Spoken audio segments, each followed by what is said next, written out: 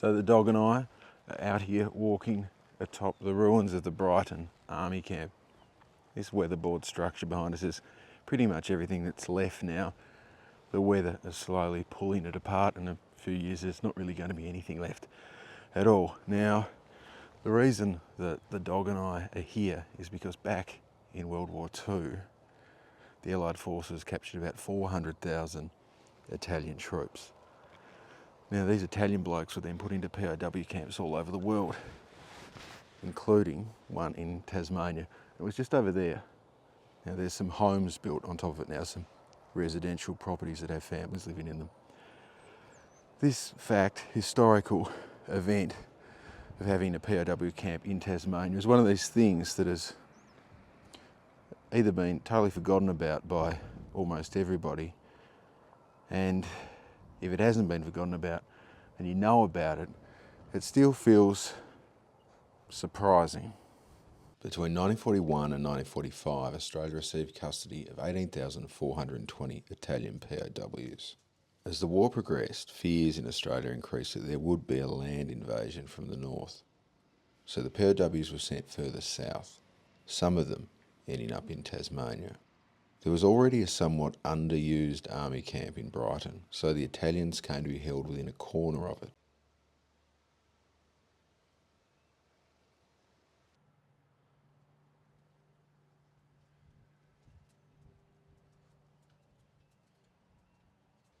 From February 1944, it housed 850 Italian POWs for about 2 years.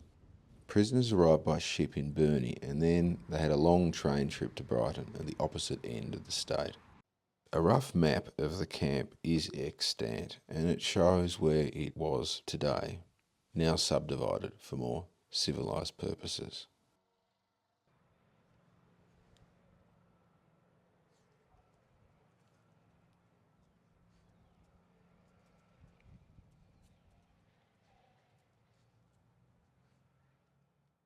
So the dog and I are forbidden from entering this spot here, Dollery Park. We can't go in there together.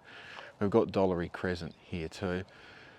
Dollery, it's an unusual word in English language. It's not used very often, and it means something amusing, something funny, maybe a bit whimsical.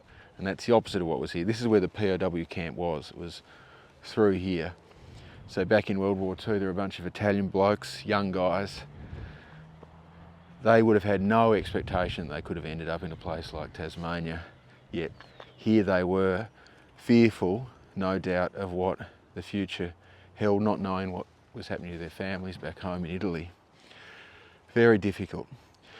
On one hand, calling this place Dollery, you know, you could say it denies the history of the spot, but on the other hand, it's just very important that you find a way forward and that you don't go around your whole life being miserable and sad about everything that happened in the past, because the past is full of badness and sadness, and life's short, so you've really got to try and enjoy yourself while you can.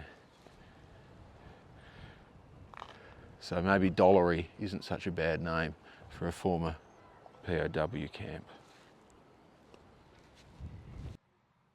Once arriving, they were held for a period before being sent to farms across Tasmania, where they were essentially forced to work. It's important to note that while they were paid, their wages were significantly less than what Australian workers were earning, and they're also subject to harsh conditions and general captivity. The kind of thing that had not been seen on the island since the abolition of convict transportation in 1853, in the final years of Tasmania being called Van Diemen's Land. After the war, the Geneva Convention of 1949 would go on to make it a war crime to compel POWs to perform work. Italy had a conscription system during World War II. This meant that a significant portion of the Italian male population was obliged to serve in the military. For the Italians, World War II was an almost unrelieved succession of military disasters. The conscripts were mostly fighting far from home for causes in which few of them actually believed. By June 1946, Brighton PW Camp Tasmania had been abandoned, and the Italian prisoners were all transferred to Loveday PW Camp in South Australia. Soon after, all the POWs were compulsorily repatriated back to Europe. In the years after, as peace settled, some of these Italians actually chose to come back to Tasmania and make lives for themselves on the island, learning the language and having families. Their descendants are still here. The final remnants of the army camp were sold to developers with the condition of that sale, including a strict requirement that somewhat preserve the area to retain the parade ground for use as a public space. The same stipulations were not applied to the area of the ground that held the POWs. In the years between the land all being sold and the war finally ending, the buildings that had been there were used for military and relief-related purposes. But bit by bit, along the way, the overall facility was demolished or destroyed in things like fires. Some of it was removed to be used elsewhere. A lot of the place was made from demountables, and in 1947 3 of the best huts were brought down and re-erected at Moona to be used as a suburban branch of the YMCA Youth Centre. One building to be recycled was the Church of England hut, or simply known as the chapel. In 1954, it was moved to the newly built Hobart suburb of Goodwood to serve as a temporary Anglican church. That hut was demolished in 1974 to make way for St Christopher's Anglican Church.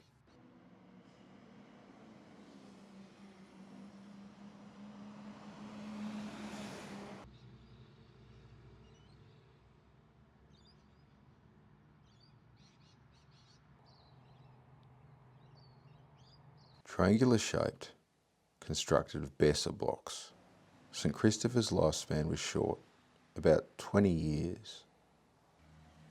Today the people of Hobart drive by wondering if maybe it's a substation or a toilet block. Eventually, it also will be gone.